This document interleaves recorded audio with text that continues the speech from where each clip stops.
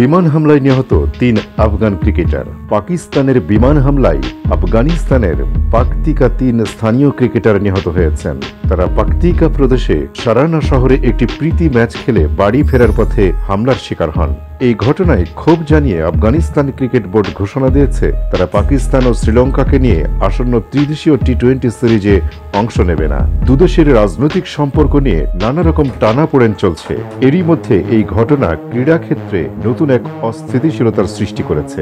ত্রিদেশীয় সিরিজটি আগামী 17 থেকে 29 নভেম্বর রাওয়ালপিন্ডি ও লাহোরে হওয়ার কথা ছিল। আফগান বোর্ড জানিয়েছে নিহত ক্রিকেটারদের মৃত্যু তাদের ক্রীড়া সমাজের জন্য বড় ক্ষতি, তাই শ্রদ্ধা জানিয়ে সিরিজ থেকে নিজেদের প্রত্যাহার করছে তারা। এটি হতে যাচ্ছিল আফগানিস্তানের পাকিস্তানের প্রথম সিরিজ খেলা, কিন্তু সীমান্ত উত্তেজনা ও সংঘর্ষের কারণে সেটি বাতিল হয়েছে। গত কয়েক সপ্তাহ ধরে পাকিস্তান ও আফগানিস্তানের মধ্যে সীমান্তে সংঘর্ষ ও বিমান হামলায় শতাধিক মানুষ নিহত হয়েছে। দুই দেশের সম্পর্ক এখন অত্যন্ত উত্তেজনাপূর্ণ অবস্থায় রয়েছে। এ বিষয়ে এখন পর্যন্ত পাকিস্তান ক্রিকেট বোর্ড কোনো মন্তব্য করেনি।